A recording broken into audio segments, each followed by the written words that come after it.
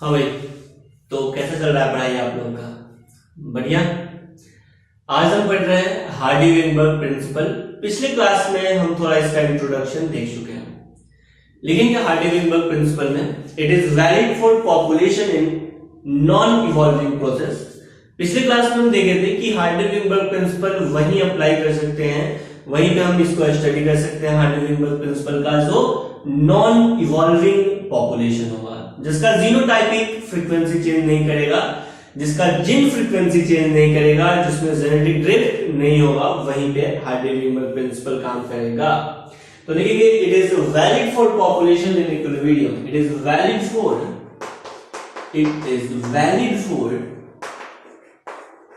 what? It is valid for population in equilibrium. It is valid for a population. It is valid for a population. What? Population in equilibrium. In equilibrium. In equilibrium or non-evolving population. Non-evolving population. Non-evolving population. Next point, ये कहता क्या है Hardy-Weinberg principal? Hardy-Weinberg principal कहता है कि जो allylic frequency होता है या जीन फ्रीक्वेंसी होता है और जो जीनोटाइप फ्रीक्वेंसी होता है वो हमेशा क्या रहता है? कांस्टेंट रहता है, जनरेशन आफ्टर जनरेशन या जनरेशन टू जनरेशन। तो लिखेंगे it states that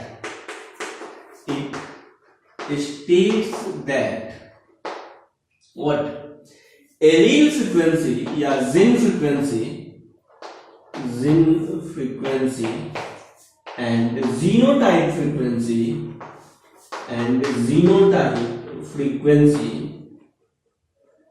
gene frequency and genotype frequency remains constant for generation to generation. Remains constant for generation to generation.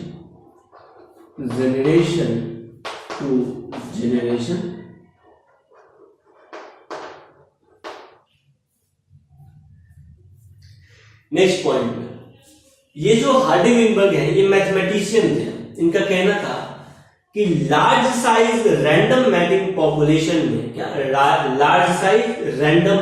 Population में जो जीन फ्रीक्वेंसी है ये हमेशा मेंटेन रहता है, ये हमेशा इक्विलिब्रियम स्टेट में रहता है।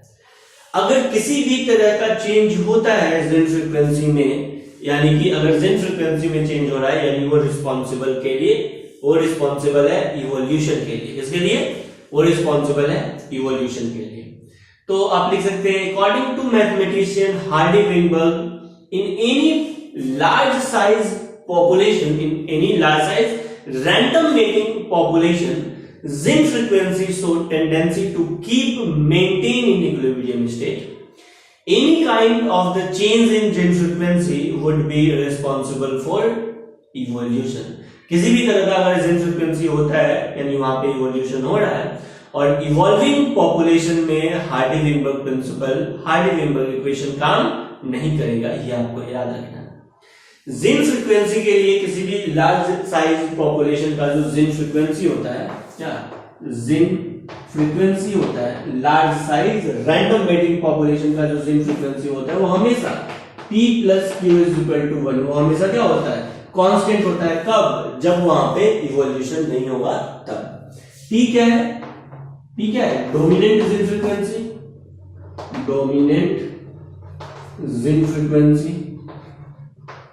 और Q क्या है?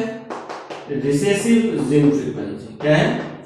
Recessive gene frequency. Q क्या है? Recessive gene frequency. P क्या है? Dominant gene frequency. और आप जीनोटाइप फ्रीक्वेंसी निकालना जानते हैं, इसको क्या करना है? होल स्क्वायर कर देना है, तो रिजल्ट में आ जाएगा p² + 2pq + q² = 1। क्लियर? तो यहां से आपको याद रखना है ये p² क्या है? Genotype of homozygous dominant. Next Q² क्या है? क्यू स्क्वायर क्या है, genotype of homozygous recessive, and 2pq क्या है, genotype of heterozygous offspring. Clear है, genotype of heterozygous.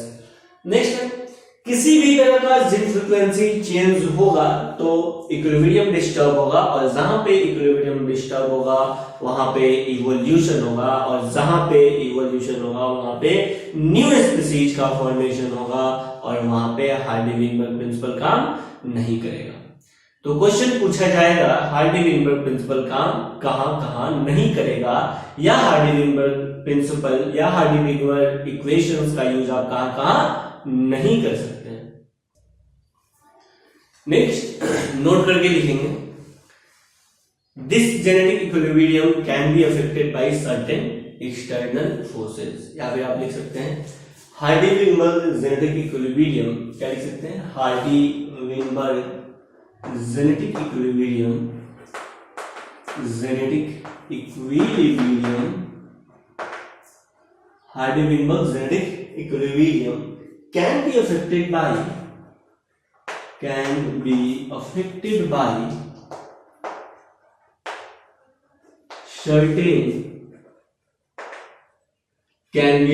by certain external forces,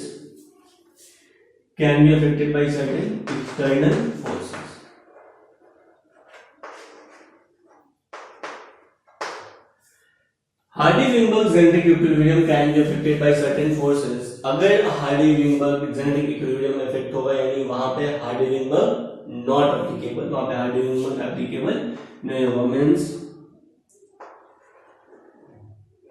where Hardy Weinberg principle not applicable या not apply. आपसे question पूछा जाएगा कि हार्डी-विनबर्ग प्रिंसिपल कहां अप्लाई नहीं होगा, आपको बताना है कि जहां पे म्यूटेशन होगा वहां पे अप्लाई नहीं होगा। सेकेंड,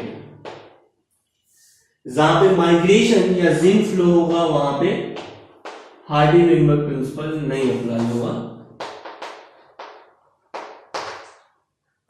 आपको बताना है सेलेक्टिव ब्रीडिंग जहां पे होगा वहां पे हार्डी-विनबर्ग अप्लाई नहीं होगा, सेलेक्टिव ब्रीडिंग। और सेलेक्टिव ब्रीडिंग कहां होता है, स्मॉल पॉपुलेशन या लार्ज पॉपुलेशन में, स्मॉल पॉपुलेशन में। वेरी गुड, तो स्मॉल पॉपुलेशन में हार्डी-विनबर्ग प्रिंसिपल अप्लाई नहीं होगा, हार्डी-विनबर्ग इक्वेशन अप्लाई नहीं होगा। और फोर्थ, जहां पे क्या जेनेटिक ड्रिफ्ट होगा वहां पे अप्लाई नहीं होगा, जहां पे जेनेटिक ड्रिफ्ट होगा वहां पे हार्डी-विनबर्ग इक्वेशन अप्लाई नहीं होगा। क्लियर है। नेक्स्ट हेडिंग देंगे, ये जो हार्डी-विनबर्ग प्रिंसिपल है या हार्डी-विनबर्ग इक्विलिब्रियम है ये कहां पे अप्लाई होगा, लिखेंगे वेयर हार्डी-विनबर्ग प्रिंसिपल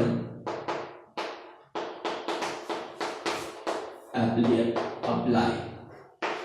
तो हार्डी-विनबर्ग इक्वेशन आप कहां पे अप्लाई कर सकते हैं, फर्स्ट पॉइंट में जहां लार्ज पॉपुलेशन होगा वहां पे हम कर सकते हैं अप्लाई, बिल्कुल लार्ज पॉपुलेशन में अप्लाई कर सकते हैं। सेकेंड, और कहां अप्लाई कर सकते हैं, लार्ज पॉपुलेशन में होता है रैंडम इंटरब्रीडिंग, यानी जहां पे रैंडम मैटिंग है वहां पे हार्डी-विनबर्ग प्रिंसिपल अप्लाई होगा। रैंडम मैटिंग, इस रैंडम मैटिंग को हम रैंडम इंटरब्रीडिंग भी कह सकते हैं। नेक्स्ट, जहां पे किसी भी तरह का नेचुरल सिलेक्शन नहीं हो रहा है, जहां पे किसी तरह का इवोल्यूशन नहीं हो रहा है वहां पे हार्डी-विनबर्ग प्रिंसिपल अप्लाई होगा, यानी no natural selection, no natural selection. Third, और कहां पे अप्लाई होगा, सॉरी थर्ड तो हो चुका है। फोर्थ, और हार्डी-विनबर्ग प्रिंसिपल कहां पे अप्लाई होगा, जहां पे म्यूटेशन नहीं होगा, यानी नो म्यूटेशन। और कहां पे हार्डी-विनबर्ग प्रिंसिपल अप्लाई होगा, जहां पे जीन फ्लो नहीं होगा, यानी फिफ्थ, नो जीन फ्लो। तो क्वेश्चन पूछा जाएगा भाई हार्डी-विनबर्ग प्रिंसिपल कहां कहां अप्लाई होगा और कहां कहां अप्लाई नहीं होगा, आपको जवाब देना है। जहां म्यूटेशन होगा वहां पे ये अप्लाई नहीं होगा। उसके अलावा जिन फ्लो जहां पे होगा वहां अप्लाई नहीं होगा। सेलेक्टिव ब्रीडिंग या सेलेक्टिव मैटिंग जहां पे होगा स्मॉल पॉपुलेशन में, वहां पे हार्डी-विंगबर्ग प्रिंसिपल अप्लाई नहीं होगा। जहां जेनेटिक ड्रिफ्ट देखने को मिलेगा, जहां पे इवोल्यूशन देखने को मिलेगा, वहां पे हार्डी-विंगबर्ग अप्लाई नहीं होगा। लेकिन जो constant large population, random mating population where no natural selection, no mutation, no gene flow, यहां पे आपको हार्डी-विंगबर्ग प्रिंसिपल क्या होगा, अप्लाई होगा, और यहां पे अप्लाई नहीं होगा। तो इस पॉइंट को नोट डाउन करेंगे, फिर हम इससे रिलेटेड बहुत सारे क्वेश्चंस को करेंगे।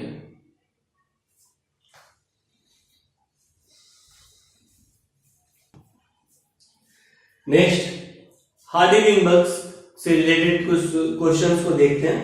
फर्स्ट क्वेश्चन लिखेंगे, in any population there are 60% dwarf plant.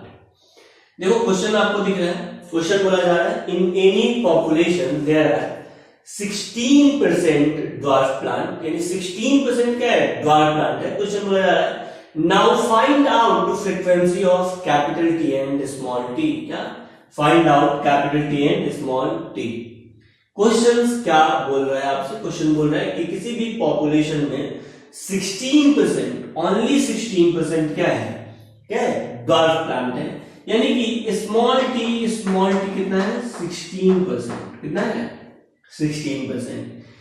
ठीक है। और आपसे क्वेश्चन में बोल दिया कि जिन फ्रीक्वेंसी फाइंड आउट कीजिए, कैपिटल टी का जिन फ्रीक्वेंसी क्या होगा और स्मॉल टी का जिन फ्रीक्वेंसी क्या होगा, ये आपको फाइंड आउट करना है। कैसे करेंगे, अच्छा ये टी स्मॉल टी 16% दिया है, मतलब आप समझ गए, मतलब आपको क्यू स्क्वायर, यानी ये जीनोटाइपिक फ्रीक्वेंसी है ना, क्या है, जीनोटाइपिक फ्रीक्वेंसी यानी क्यू स्क्वायर। सिर्फ जिन फ्रीक्वेंसी दिया रहता है यानी क्यू, यानी जीनोटाइपिक फ्रीक्वेंसी दिया है, Q square is equal to 16%। क्या दिया होगा भाई, 16%। तो यहां से आप क्यू का वैल्यू निकाल सकते हैं, तो आप लिख सकते हैं Q square is equal to 16/100। इसका मतलब 0.0016, ये वाला नहीं सर, ये वाला नहीं, इसका मतलब 0.16, बिल्कुल सही। इसका मतलब ये जो क्यू स्क्वायर का वैल्यू है वो है 0.16। तो क्यू का वैल्यू कितना आएगा, तो क्यू का वैल्यू आएगा व्हाट, इस पे अंडर रूट करेंगे और 0.16 करेंगे, तो क्यू का वैल्यू मेरे पास आ गया 0.4। क्या आ गया, 0.4। क्या आ गया, 0.4। नेक्स्ट, अब आपको बोल रहा है ना कि अब देखो क्वेश्चन में स्मॉल टी यानी रिसेसिव का तो निकाल दिए क्या, 0.4, यानी जीनोटाइपिक फ्रीक्वेंसी अगर दिया है तो रिसेसिव जिन का जीनोटाइपिक फ्रीक्वेंसी दिया है, तो रिसेसिव जिन का हम क्या निकाल सकते हैं, बोलो ना, जिन फ्रीक्वेंसी निकाल सकते हैं 0.4। उसके बाद आपको इक्वेशन पता है P plus Q is equal to 1, और यहां से आपको P का वैल्यू निकालना है, यानी डोमिनेंट जिन का फ्रीक्वेंसी निकालना है, तो P is equal to 1 minus Q। Q का वैल्यू हम निकाल चुके हैं, 1 minus 0.4 is equal to 0.6, यानी P का वैल्यू मेरा कितना आ गया, 0.6।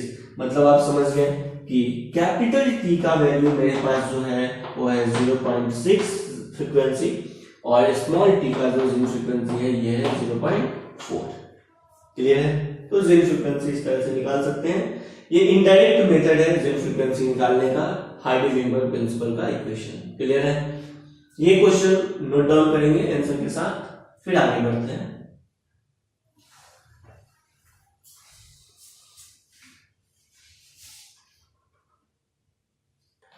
नेक्स्ट क्वेश्चन, देखो नेक्स्ट क्वेश्चन आपको दिख रहा है, क्वेश्चन आपसे बोल रहा है कि 16% population unable to take PTC, unable to take taste PTC, मतलब जो 16% ऑफ पॉपुलेशन है वो पीटीसी को टेस्ट नहीं कर सकता। The non tester gene is recessive, यानी जो नॉन टेस्टर जीन है वो क्या है, रिसेसिव जीन है टू टेस्टर जीन, यानी टेस्टर जीन के अगेंस्ट में जो नॉन टेस्टर जीन है वो क्या है, रिसेसिव है। इसका मतलब आप मान सकते हैं कि कैपिटल टी या फिर कैपिटल टी स्मॉल टी जो होगा वो मेरा टेस्टर जीन होगा, और स्मॉल टी जो होगा वो मेरा नॉन टेस्टर जीन होगा, नॉन टेस्टर जिन होगा। क्वेश्चंस क्या बोल रहा है आपसे कि 16% ऑफ पॉपुलेशन जो है ना वो नॉन टेस्टर है, वो पीटीसी को टेस्ट नहीं कर पाता है। नेक्स्ट अगेन आपसे क्वेश्चन में बोला जा रहा है कि what percentage of population is heterozygous for this trait, यानी कि कितना परसेंट जो पॉपुलेशन है वो हेटेरोजाइगस है। हेटेरोजाइगस है मतलब आपको निकालना है 2pq का वैल्यू। क्या निकालना है? 2pq का वैल्यू। नेक्स्ट क्वेश्चन में बोला जा रहा है कि इन अ पॉपुलेशन ऑफ 200 200% का ये पॉपुलेशन है, इसमें find out number of tester. Number of tester कितने हैं, यानी टेस्टर कौन होंगे? ये तो बस नॉन टेस्टर है, बाकी सब तो टेस्टर होंगे। यानी टेस्टर का वैल्यू क्या आ जाएगा? p² + 2pq, इसका वैल्यू हमको निकालना है। ये क्या होंगे? टेस्टर होंगे। आया समझ में? क्या निकालना है? क्या दे रखा है? नॉन टेस्टर का हमको वैल्यू दे रखा है। नॉन टेस्टर कितने हैं? स्मॉल टी जो है ना वो 16% है। कितना भाई? 16%। इसका मतलब आपको ये q² दे रखा है। q² क्या है? 16%, यानी 16/100, यानी कि q² का जो वैल्यू हो जाएगा ये हो जाएगा 0.16। यहां से हम q निकाल लेंगे। q क्या आ गया मेरा भाई? क्या आ गया बोलो ना? 0.4। क्या आ गया भाई? 0.4 पता चल रहा है? 0.4 आ गया। नेक्स्ट आगे हमको क्या करना है? q का तो मेरा वैल्यू आ गया, अब हमको क्या करना है? p का वैल्यू निकालना है। यहीं से हम p का वैल्यू निकाल सकते हैं। p आपको पता है ना इक्वेशन, p + q = 1, तो p का वैल्यू क्या हो जाएगा? 1 - q, तो आ जाएगा मेरा 0.6। क्या आ जाएगा? 0.6 आ जाएगा। क्लियर है? अब क्वेश्चन में बोल दिया क्या हमको? क्या बोलता है? हेटेरोजाइगस टेस्टर निकालने के लिए, यानी हम 2pq का वैल्यू निकाल लेंगे। यानी फर्स्ट इसका जो पार्ट हो जाएगा वो आ जाएगा टेस्टर, हेटेरोजाइगस टेस्टर का वैल्यू निकालने का, यानी कि जो फर्स्ट पार्ट है उसका जो आंसर हमको निकालना है वो 2pq का वैल्यू निकालना है। चलो तो 2p का वैल्यू कितना हो गया? 0.6। q का वैल्यू कितना हो गया? 0.4। इसका वैल्यू कितना आ गया? 0.48। कितना आ गया? 0.48। यानी परसेंटेज हमसे पूछ रहा है यहाँ पे क्वेश्चंस में। What percentage of population is heterozygous for this taste. Percentage निकालने के लिए क्या कर देंगे? 100 से गुणा कर देंगे, यानी कि 0.48 गुना 100, इसका मतलब 48% जो है ना वो हेटेरोजाइगस टेस्टर है। क्या है? हेटेरोजाइगस टेस्टर है। नेक्स्ट क्वेश्चन के पार्ट में क्या बोला जा रहा है आपसे?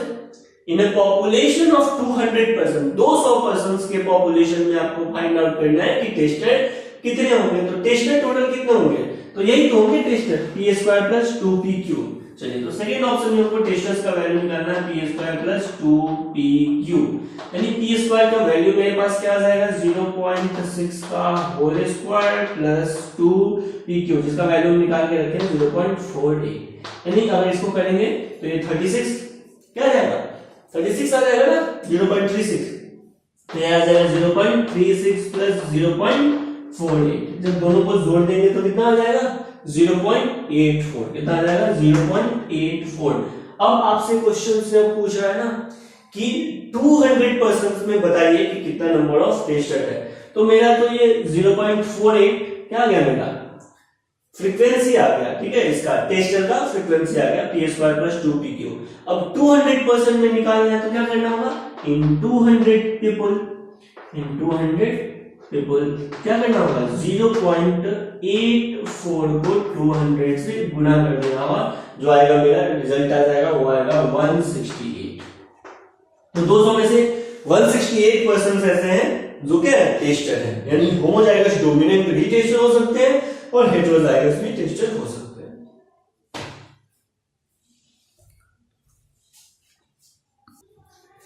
नेक्स्ट क्वेश्चन है जो यहां पे आपको दिख रहा है। नेक्स्ट क्वेश्चन बोला जा रहा है 51% ऑफ पॉपुलेशन, क्या 51% of population contains at least one copy of recessive gene या recessive allele for a trait.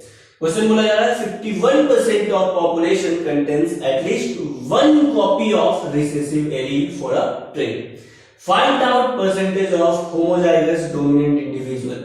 यानी क्वेश्चन में क्या दे रखा है? क्वेश्चन बोल रहा है ना कि 51% population contains at least one copy of recessive allele. इसका मतलब क्वेश्चन बोल रहा है ना कि क्यू स्क्वायर प्लस 2pq का जो वैल्यू है वो है 51%।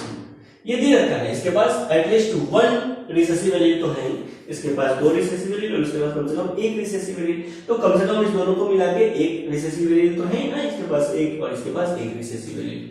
इसका वैल्यू दे रखा है मेरे पास क्या 51%। क्या दे रखा है 51%। क्वेश्चन में बोल रहा है क्या कि ये जो है ना 51% है वैसा पॉपुलेशन जिसके पास one copy of recessive allele है। बिल्कुल, इसके पास भी one copy of recessive allele है और इसके पास भी one copy of recessive allele है।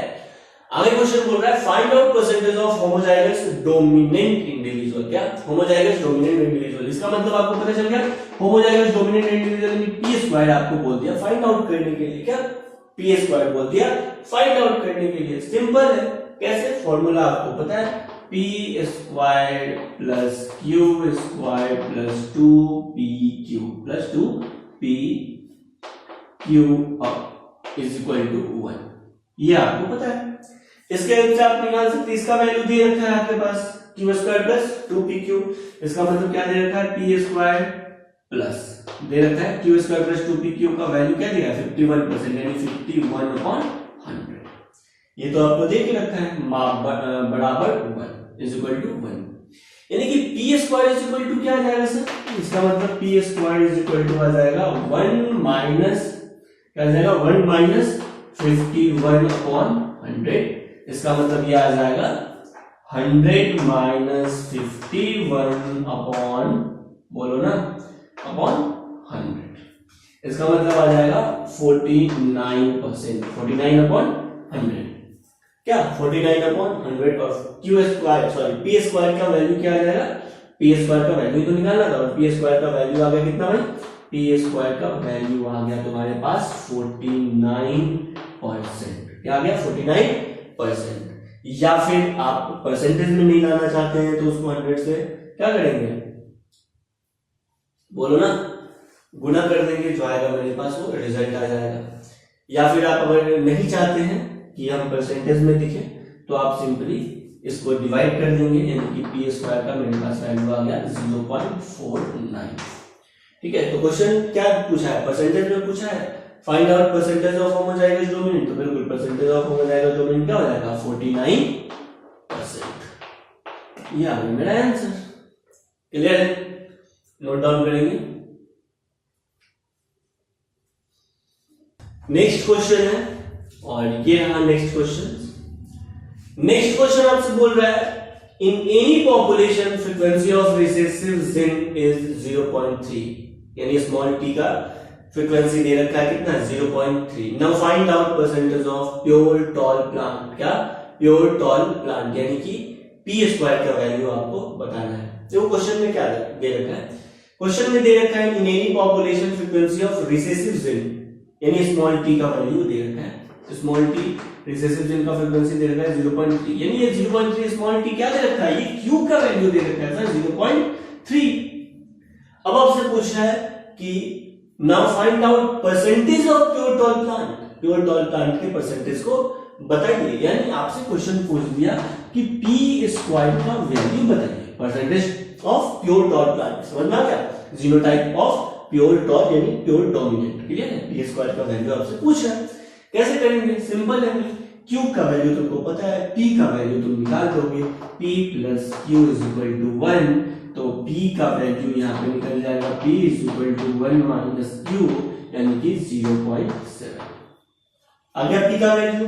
अब पी स्क्वायर तो निकाल ही लेंगे, जो पी स्क्वायर होगा वो मेरा क्या होगा प्योर टॉल प्लांट होगा, प्योर टॉल प्लांट। कैसे होगा sir pure tall plant, homozygous dominant, क्या होमोजाइगस डोमिनेंट यानी प्योर टॉल प्लांट। कहने का मतलब है कि अगर आप इसको क्या करेंगे, इस वैल्यू को निकालेंगे तो ये आ जाएगा 0.7 का होल स्क्वायर यानी कि 0.49।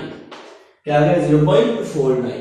क्लियर है, लेकिन क्वेश्चन आपसे बोल रहा है ना परसेंटेज में निकालिए, तो इसको 100 से क्या कर दो मल्टीप्लाई कर दो, तो परसेंटेज में क्या आता है 49% क्या होगा प्योर टॉल प्लांट होगा। अगर 0.3% रिसेसिव जिन का फ्रीक्वेंसी है तो प्योर टॉल प्लांट का परसेंटेज कितना होगा 49% होगा। नोट डाउन करेंगे इसको।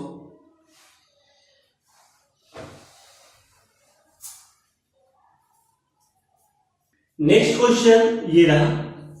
अगले क्वेश्चन में बोल रहा है ना, in any population dominant right handed humans are 64%। क्या?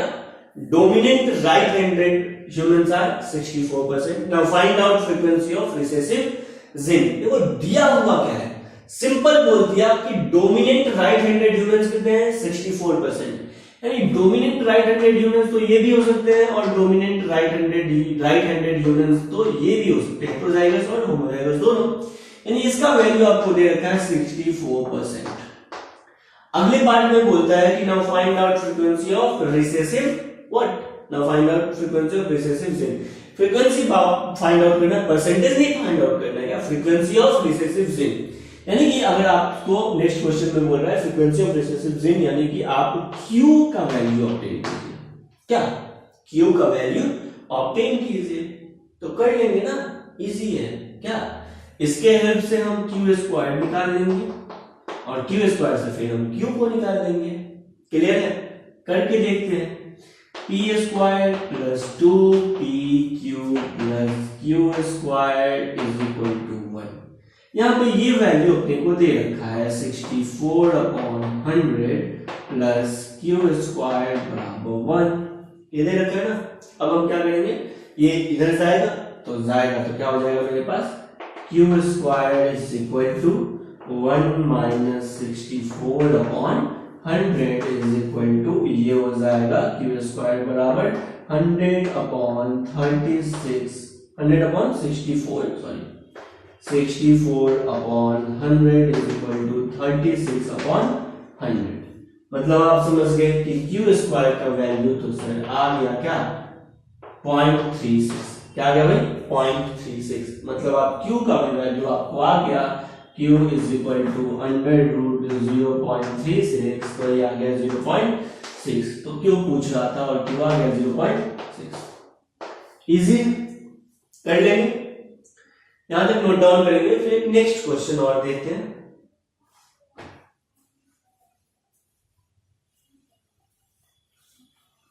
नेक्स्ट क्वेश्चन में बोल रहा है आपसे, इन एनी पॉपुलेशन, क्या इन any population frequency of recessive allele is 0.4। यानी फ्रीक्वेंसी ऑफ रिसेसिव एलील यानी कि Q का वैल्यू दे रखा है 0.4। Frequency of recessive allele is 0.4। आगे बोलता है now find out percentage of heterozygous individual. Simple बोल दिया कि हेटेरोजाइगस इंडिविजुअल फाइंड आउट कीजिए। यानी आपसे पूछ रहा है 2PQ का वैल्यू फाइंड आउट कीजिए। क्लियर है? PQ नहीं, 2PQ का वैल्यू फाइंड आउट कीजिए। इजी है। कैसे सर? तो Q का वैल्यू दे रखा है तो P का वैल्यू आसानी से निकाल लेंगे। P plus Q is equal to 1 होता है, तो P is equal to 1 minus Q चला जाएगा, तो मेरे पास आ जाएगा क्या, 0.6। यानी Q का वैल्यू 0.6 और सॉरी P का वैल्यू 0.6 एंड Q का वैल्यू 0.4। इजी। 2PQ वैल्यू निकाल लेंगे, 2PQ का वैल्यू निकाल लेंगे, तो 2P का वैल्यू 0.6, Q का वैल्यू 0.4 यानी 0.48। क्या आ जाएगा मेरे पास, 0.48। क्वेश्चन क्या बोल रहा है कि percentage of heterozygous individual find out कीजिए। परसेंटेज के लिए हम इसको क्या कर देंगे, 100 से गुना कर देंगे, यानी मेरे पास आ जाएगा 48%। कितना आ जाएगा भाई, 48% इंडिविजुअल जो होगा वो हेटेरोजाइगस कंडीशन में होगा। क्लियर है? नोट डाउन करेंगे फिर आगे बढ़ते हैं।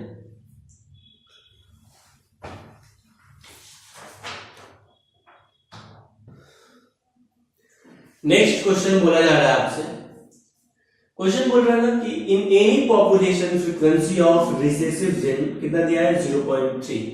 यानी फ्रीक्वेंसी ऑफ रिसेसिव जिन आपको दे रखा है 0.3, यानी Q का वैल्यू दे रखा है 0.3। क्लियर? आगे बोला जा रहा है now find out percentage of dominant phenotype showing. यानी डोमिनेंट फिनोटाइप कितना शो होगा। डोमिनेंट फिनोटाइप शोइंग कहने का मतलब है Q स्क्वायर प्लस 2PQ दोनों क्या होगा, डोमिनेंट फिनोटाइप शो करेगा, और इसका वैल्यू आपसे पूछ दिया।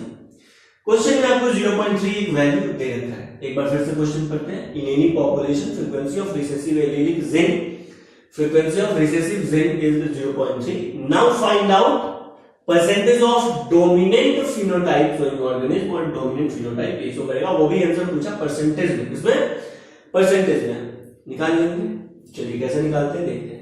Q का वैल्यू आपको पता है, इससे आप P का वैल्यू निकाल सकते हैं। तो P का वैल्यू निकाल सकते हैं, P का वैल्यू निकालेंगे, कैसे निकालेंगे सर? तो 1 माइनस Q, तो P का वैल्यू मेरे पास आ जाएगा 1 माइनस 0.3 यानी 0.7। अब मेरे पास जब P है Q है तो हम ये नहीं निकाल लेंगे, बिल्कुल निकाल लेंगे sir. P square plus 2PQ, ठीक है, इज इक्वल टू 0.7 का होल स्क्वायर प्लस 2, P का वैल्यू दिया है 0.7 और Q का वैल्यू दे रखा है, बोलो ना, 0.3। सही है। जब इसको सॉल्व करेंगे तो सते 49 यानी कि 0.49 गुना 0.4 बोलो ना 42, वेरी गुड, 0.42। इसको करेंगे जब सॉल्व तो क्या आ जाएगा 0.91। जवाब हमसे पूछा परसेंटेज में, 100 से गुना कर देंगे तो आ जाएगा 91%। आसान है। बस आपको ध्यान रखना है क्वेश्चन को पढ़ के कि इक्वेशंस के अकॉर्डिंग फाइंड क्या करना है। सिंपल क्वेश्चन पूछा डोमिनेंट फिनोटाइप फाइंड आउट कीजिए, तो यहाँ पे भी डोमिनेंट फिनोटाइप दिखेगा और यहाँ पे भी डोमिनेंट फिनोटाइप दिखेगा दोनों।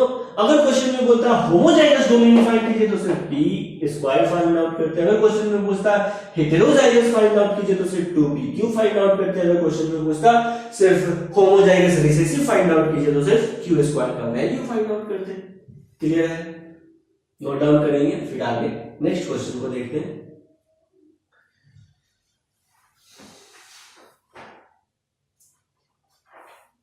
नेक्स्ट क्वेश्चन है, नेक्स्ट क्वेश्चन आपसे बोल रहा है in any population 64% are tall, now find out frequency of small t। ठीक है, क्वेश्चन बोल दिया कि जो टॉल प्लांट है वो क्या है 64% है और आप recessive gene frequency find out कीजिए। क्या? Recessive gene frequency find out कीजिए। ठीक है, कैसे करेंगे सर? बहुत इजी है।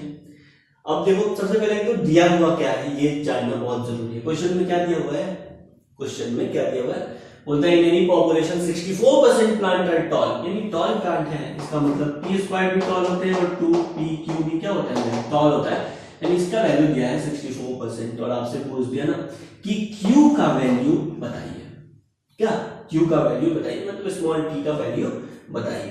ठीक है, find out frequency of small t। Small t यानी रिसेसिव जिन फ्रीक्वेंसी और रिसेसिव जिन फ्रीक्वेंसी मतलब स्मॉल q। क्लियर? इसका वैल्यू बताइए या आप लिख सकते हैं ये स्मॉल t, बात वही होगा। ठीक है, रिसेसिव जिन फ्रीक्वेंसी बताइए। तो यहां पे मेरा 64% दे रखा है, तो कैसे फाइंड आउट करते हैं इस तरह के क्वेश्चंस को? P square plus 2PQ plus Q square is equal to 1। अगर परसेंटेज में वैल्यू दिया है तो आप यहाँ पे 100 मान सकते हैं ना, या फिर नहीं भी मानेंगे तो यहाँ पे 2PQ स्क्वायर का वैल्यू हमको दे रखा है क्या 64% यानी 100 प्लस Q स्क्वायर बराबर 1। यानी यहाँ से मेरा Q स्क्वायर का वैल्यू तुमको आ रहा है, क्या आ जाएगा? Q square is equal to 1 minus 64 upon 100 is equal to 100 minus 64 upon 100 is equal to 36 upon 100 is equal to 0.36। आ गया? यानी कि Q स्क्वायर का वैल्यू मेरे पास आ गया है 0.36। इसका मतलब Q का वैल्यू कितना आ जाएगा? Under root 0.36 is equal to बोलो ना 0.6। यानी जीनोटाइपिक फ्रीक्वेंसी जीनोटाइपिक फ्रीक्वेंसी नहीं, रिसेसिव जिन फ्रीक्वेंसी यानी Q का वैल्यू मेरे पास आ गया 0.6। क्लियर है? तो इजी है। तो इस तरह का क्वेश्चन आपसे एग्जाम में पूछा जाता है, इससे इजी ही रहेगा, ज्यादा टफ नहीं रहेगा हार्डी-वेइनबर्ग प्रिंसिपल से। उम्मीद करते हैं कि हार्डी-वेइनबर्ग प्रिंसिपल आपको अच्छे से समझ में आ गया है। क्वेश्चंस कैसे अप्रोच में लेना है, सबसे पहले ध्यान में देना है क्या दिया हुआ है और क्या निकालना है अकॉर्डिंग टू इक्वेशंस, ये आपको फाइंड आउट करना होगा। उसके बाद ही क्वेश्चंस पे आप अप्रोच करेंगे तो वो सही होगा। समझ में आ गया? पता चला हेटेरोजाइगस निकालो और तुम शुरू में लिखे ही नहीं कि वो क्या निकालना है, 2PQ का वैल्यू निकालना है। ठीक है, और आप तुरंत क्या PQ का वैल्यू लगे निकालना है तो आंसर आएगा गलत। समझ में आ गया? हेटेरोजाइगस बोले तो 2PQ का वैल्यू निकालना है। तो क्वेश्चंस को कैसे अप्रोच में लेना है, क्या दिया हुआ है, क्या फाइंड आउट करना है, हार्डी-वेइनबर्ग का इक्वेशन, जब भी हार्डी-वेइनबर्ग के से रिलेटेड जो भी क्वेश्चन रहेगा तो सबसे पहले आप जो दिया हुआ है और जो निकालना है उसको साइड में लिख लेंगे, उसके बाद क्वेश्चंस को करेंगे तो आपको करने में काफी आसानी होगी। ठीक है, तो आज के लिए इतना ही। होमवर्क है एनसीईआरटी तक, यहाँ तक पूरा अच्छे से पढ़ लेना है। कहीं भी कोई भी डाउट आता है आज के लेक्चर में तो पूछना है। नोट्स में और भी बहुत सारे क्वेश्चंस इस पे हाइड्रोजन से रिलेटेड दिए हुए हैं, आप करेंगे। कहीं कोई डाउट आता है तो उसको अपने कमेंट सेक्शन में जरूर पूछेंगे। क्लियर है? अगले क्लास में हम पढ़ेंगे जेनेटिक डिसऑर्डर। ठीक है, जेनेटिक डिसऑर्डर में Turner syndrome, down syndrome, Klinefelter syndrome, ये सब। और अपना एक थैलेसीमिया भी छूटा हुआ है, तो एक थैलेसीमिया मेंडेलियन डिसऑर्डर में छूटा हुआ है, तो एक थैलेसीमिया को हम पढ़ेंगे और इसके साथ अपना चैप्टर खत्म हो जाएगा। आज के लिए इतना ही। Thank you.